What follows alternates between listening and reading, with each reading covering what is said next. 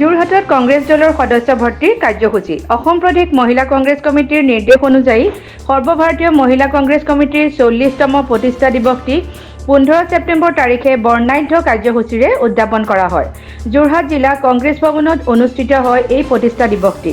যোৰহাট জিলা মহিলা কংগ্ৰেছ কমিটিৰ বিশেষ উদ্যোগত প্ৰতিষ্ঠা দিৱসৰ লগত সংগতি ৰাখি কংগ্ৰেছ দলৰ সদস্য ভৰ্তিৰ এক কাৰ্যসূচী কালিৰ পৰা গ্ৰহণ কৰা হৈছে। আগন্তুক 2026 নিৰ্বাচনৰ প্ৰস্তুতি হিচাপে অনলাইন আৰু অফলাইন দুয়োটা প্ৰক্ৰিয়াতে এই কংগ্ৰেছ দলৰ সদস্য হিচাপে ভৰ্তি হ'ব পাৰিব। আজি অসম প্ৰদেশ মহিলা কংগ্ৰেছৰ নিৰ্দেশত যোৰহাট জিলা মহিলা কংগ্ৰেছৰ উদ্যোগত আমি আমাৰ অল ইণ্ডিয়া মহিলা কংগ্ৰেছৰ 40 সংখ্যক আমাৰ প্ৰতিষ্ঠা দিৱস আজি এই প্ৰতিষ্ঠা দিৱস আজি আমি যোৰহাট জিলা কংগ্ৰেছ ভৱনতে আমি মহিলা কংগ্ৰেছে অনুষ্ঠিত কৰা হৈছে। আমাৰ উদ্দেশ্য লক্ষ্য এটাই যে আমাৰ আগন্তুক আমাৰ এই মহিলাসকলে পঞ্চায়ত নিৰ্বাচনত কেনেকৈ আমি কাম কৰি আগবাঢ়ি যাব লাগিব আৰু আমাৰ মহিলাসকলৰ আমাৰ এই 40 যি সংখ্যক প্ৰতিষ্ঠা দিৱস এই প্ৰতিষ্ঠা দিৱসত আমাৰ আজি এটা উদ্দেশ্য লক্ষ্য যে আমাৰ সকলো মহিলাই আজি অল ইণ্ডিয়াত আজি আমি মেম্বাৰশ্বিপ হ'ব লাগিব। অনলাইন মেম্বাৰশ্বিপ দায়িত্ব দিছিলে। আমি আজি অনলাইন মেম্বাৰশ্বিপ কৰিবৰ কাৰণে আপোনালোকে গম পাইছে যে আজি অনলাইনটো আজি পৰীক্ষাৰ কাৰণে বন্ধ আছে।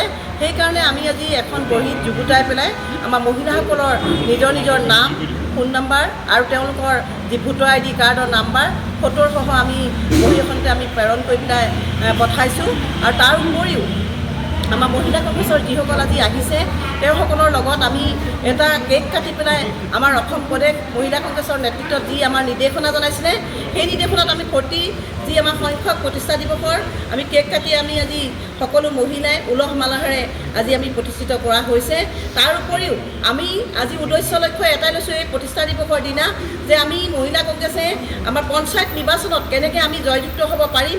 এই পঞ্চায়ত নিৰ্বাচনৰ জৰিয়তে আমি উদ্ধাৰ হৈ পেলাই যাতে আমাৰ 26ৰ যি লক্ষ্য যি বিধানসভাৰ আমি সেই বিধানসভাৰ লক্ষ্যত আমি যেনেকৈ আমাৰ যোৰহাট জিলাৰ যি এটা সমষ্টি আছে এই সমষ্টিত প্ৰতিজন বিধায়কক কেনেকৈ আমি জিকাই নিব পাৰিম। এই প্ৰতিষ্ঠা দিৱসৰ দিনা আমি সকলো মহিলা একত্ৰিত হৈ পেলাই আজি আমি হাতত লোৱা হৈছে সিদ্ধান্ত যে আমি মহিলাসকলে প্ৰত্যেক মণ্ডলে মণ্ডলে আমি বুথে বুথে গৈ পেলাই আমি কাম কৰি যাব লাগিব। এই কাম কৰি যোৱাৰ পাছত আমি সকলো যি মহিলা কংগ্ৰেছৰ নিৰ্দেশনা আমাৰ অসম প্ৰদেশৰ সভানেত্ৰী মীৰাবাই ঠাকুৰ নেতৃত্বত আমি কাম কৰি গৈছোঁ। আজি কম দিনৰ আগতে আমি 4খন জিলাৰ নেতৃত্বত আমি নাৰী ন্যায় যাত্ৰা এক কাৰ্যসূচীও হাতত লৈছিলোঁ। এই নাৰী ন্যায় যাত্ৰা কাৰ্যসূচীত আমি সকলো মহিলাই একত্ৰিত হৈ পেলাই যি অত্যাৱশ্যকীয় মূল্য বৃদ্ধি হৈছে এই মূল্য বৃদ্ধিৰ ওপৰত স্মাৰ্ট মিটাৰৰ ওপৰত আমি সকলোৱে এক কাৰ্যসূচী লোৱা হৈছিলে।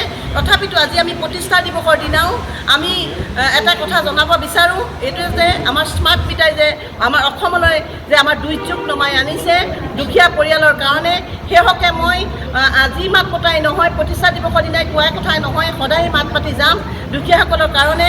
আজি আপোনালোকে জানে যে আমি কংগ্ৰেছে অকল নিজৰ কংগ্ৰেছৰ পৰিয়ালৰ কাৰণে আমি নামাতোঁ, আমি অসমবাসীৰ কাৰণে মাতোঁ যে যিখিনি দুখীয়া পৰিয়ালৰ লোক আজি বাগানীয়া লোক যিসকলে আজি লাইটৰ বিল দিবৰ কাৰণে আজি চিন্তা কৰিবলগীয়া হৈছে তেওঁলোকৰ এটা স্মাৰ্ট মিটাৰ তেওঁলোকৰ মোবাইল নাইকিয়া যিটো মোবাইলৰ জৰিয়তে তেওঁলোকে বিলটো দিব পাৰে। আজি তেওঁলোকে বিলটো দিবৰ কাৰণে চিন্তা কৰিবলগীয়া হৈছে। চিন্তা কৰক যিটো মোবাইলত আজি লাইটটো কাটিবনে পইচাটো আহিবনে পইচাটো ভৰাব লাগিব সেই মোবাইলটো তেওঁলোকে চিনিয়ে নাপায়, তেওঁলোকৰ হাতত নাই। তেনেকুৱা ক্ষেত্ৰত আজি স্মাৰ্ট মিটাৰ এটা বহুৱাই দিছে, বহুৱাই দিয়াৰ লগে লগে ৰাতি গৈ পেলাই তেওঁলোকৰ লাইনটো কাটি দিছে। কিন্তু আজি তেওঁলোকৰ কেনেকুৱা দুৰ্যোগ নামি আহিছে আপোনালোকে চিন্তা কৰক। সেইকাৰণে মই অনুৰোধ জনাব বিচাৰিছোঁ আজি প্ৰতিষ্ঠা দিৱসৰ দিনা মুখ্যমন্ত্ৰী মহোদয়ক মই অনুৰোধ জনাইছোঁ, প্ৰধানমন্ত্ৰী মহোদয়ক অনুৰোধ জনাইছোঁ যে আপোনালোকে স্মাৰ্ট মিটাৰটো বন্ধ কৰিব লাগে। অত্যাৱশ্যকীয় যি মূল্য বৃদ্ধি হৈছে ৰান্ধনীশালত মহিলাসকল সোমাব পৰা নাই। আজি আলু পিঁয়াজৰ পৰা ধৰি পেলাই যিখিনি বস্তুৰ দাম হৈছে দ্ৰুতগতিত বাঢ়িছে এইখিনি মূল্য বৃদ্ধি হ্ৰাস কৰিব লাগে। সেইটো মই কাটৰে সকলো আমাৰ যিসকল নেতা নেত্ৰী আজি বিধায়কলৈকে বহি আছে তেওঁলোকক অনুৰোধ জনাইছোঁ যে আপোনালোকে মাত মাতক যে মূল্য বৃদ্ধি আমাক হ্ৰাস কৰিব লাগে। আৰু প্ৰতিষ্ঠা দিৱসৰ দিনা মই আজি সকলো অসমবাসী নালাগে আমাৰ যোৰহাটৰ সকলোকে মহিলা যিসকলে আজি অহাও নাই যিসকলে আহিছে সকলোকে আজি মই এই অনলাইনৰ আপোনালোকৰ যোগেদি সকলোকে মই শুভেচ্ছা জনাইছোঁ। যোৰহাটৰ পৰা সুমিত দাসৰ ৰিপৰ্ট E24 লাইভ ব্ৰেকিং।